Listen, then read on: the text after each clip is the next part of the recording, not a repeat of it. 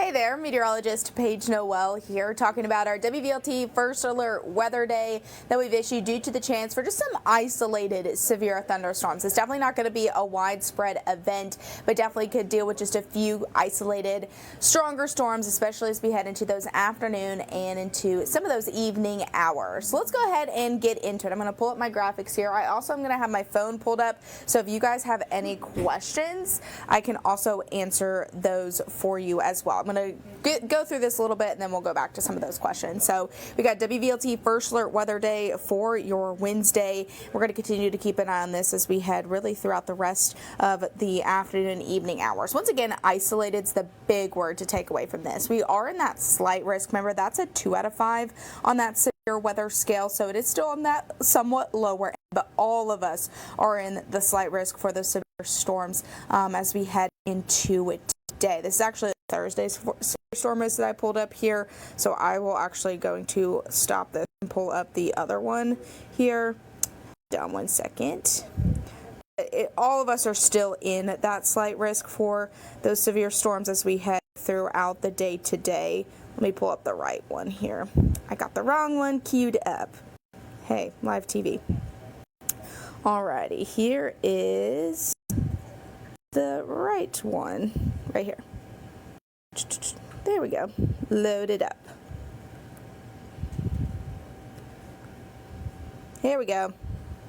It looks the same, right? Yeah, slight risk there for severe thunderstorms as we head into today. We also have that slight risk for tomorrow as well. So definitely something we're going to keep an eye on over the next few days. But you could see that tornado threat's basically non-existent. It's today from about 1 to 8 o'clock. I know it's kind of a wide range, but I think we could kind of see that go down more towards, I'd say 2 to like 5 or 6, so kind of right there in that prime time heating of the day, but we put 1 to 8 just to be careful in case we have a few pop up before or kind of a few linger a little bit later into some of those evening hours. So you can see that hail threat is still on that lower end, kind of like what we saw yesterday, very small hail possible.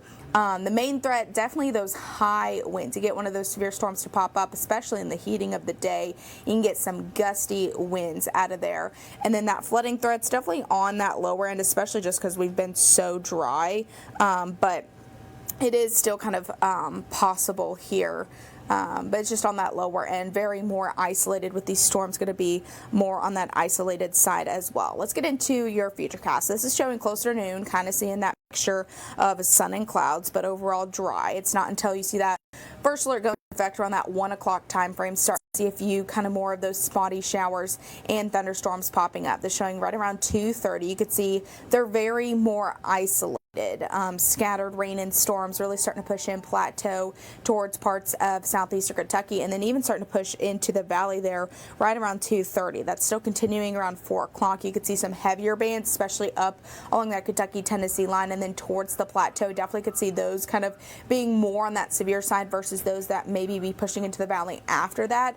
But that's something to definitely keep an eye on as we head throughout the afternoon hours. But that 4 or 5 o'clock, definitely seeing some of those heavier downpours pushing in there closer to about 5 and into parts of right around 5:30. So could also be dealing with some of those stronger storms as you or your loved ones are headed home from work a little bit later this evening. You can see by 6:30 some of those heavier downpours and storms are starting now to push into parts of our kind of far eastern counties. So starting to push out of Knoxville, but even down into parts of the Southern Valley, McMinn, Monroe County. Some starting to push into parts of Jefferson County. Maybe even some starting to move there right towards parts of Cocke County, Hamlin County there. Union County starting to see some of that rain at least push out there right around 6 o'clock, and you could see kind of by that 8 o'clock time frame, I think most of us drying out.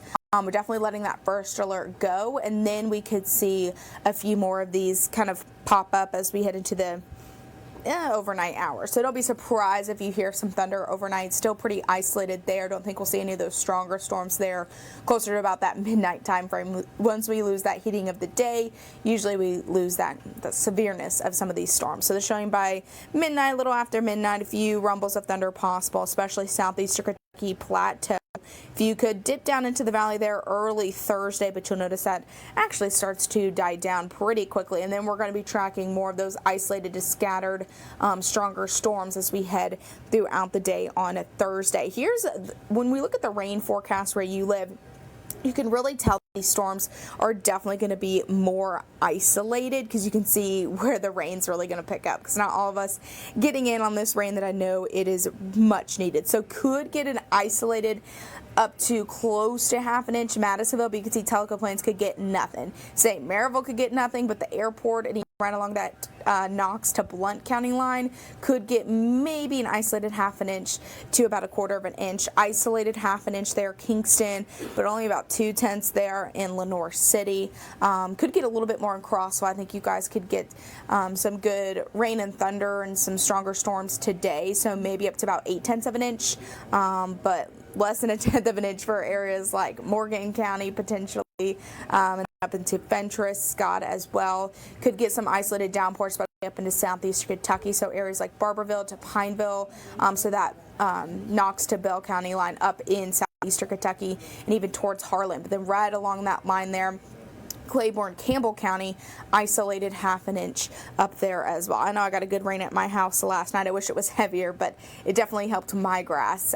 But you can look at Greene County. You guys could likely not get much of anything up into Hawkins County as well. Greene County, it's still a little bit hard, even into Sevier County. Most of you guys getting less than 1/10 of an inch. So most of that rain staying definitely more towards southeastern Kentucky, Plateau. Definitely have that better chance. Some of that starting to push into the valley, but once it kind of moves into the valley, it does look like it's going to die down a little bit at times. So we have more chances for scattered showers and thunderstorms, though, as we head towards the end of the week. And then we also have a chance for, I would say, somewhat more scattered to almost widespread rain as we head into your Saturday, which will also bring us a cool down. Another thing we got worry about today is this heat advisory. Yeah, we're in a heat advisory from noon until 8 p.m. on Wednesday. Especially, you could see the valley into that southern valley is really outlined in this, so it could feel like 100 to 108 degrees at times, very similar to yesterday. So you guys might be wishing for some of these storms to move into your area, as it is definitely going to cool us off as we head hopefully into those evening hours. It might still feel muggy after that, but at least you can get somewhat of some cooler air with those rain and storms moving in. So here's those feels like temperatures. See them kind of going up and down. It's because of that rain moving in, but even by that 4 or 5 o'clock time frame, you could definitely see those feels like temperatures getting into those mid to potentially even upper 100s at times. It is really possible. So it's kind of one of those things, you just want to limit your time outdoors, especially during the heat of the day today. Always remember, if you hear thunder roar, go indoors as well. If you have that WVLT First Alert Weather app, it's super handy to have. It'll tell you when rain's actually moving into your area, how many more minutes you have till that rain arrives, and then it'll tell you when lightning's in your area, how far that lightning is away, and if you are under a severe thunderstorm warning, you'll get that to your phone. I was under one yesterday, and it actually kept reminding me, like, hey, you're still under a severe thunderstorm warning, you're still under a severe thunderstorm warning. So it's definitely a good reminder to have throughout the evening yesterday, and especially if you have any outdoor plans, it's a great tool to have. Like I said, we're going to be tracking rain and storms not only today, but as the next few days. Once again, the severe risk today, pretty isolated, and that's really going to continue, I think, tomorrow. Potentially Friday into Saturday, I think, could be a little bit more on that rainy side at times, which is good. A lot of us need that rain. So I know a lot of you probably wishing for it. I'm actually looking at the comments right now to see if you guys have any questions here. If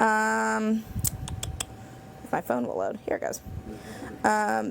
Someone asked, any rotations with these predicted storms? So I'm assuming you're asking like kind of that tornado threat.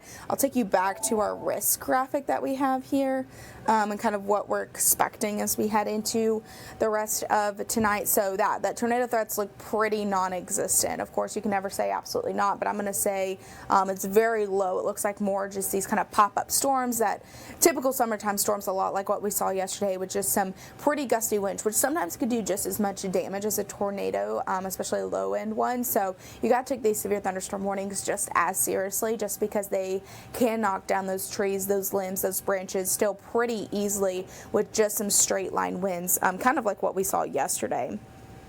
A lot of people Stefan said he's glad to see rain chances this week. I think we are too. I don't know about you, but my grass is like crunchy. It definitely needs it.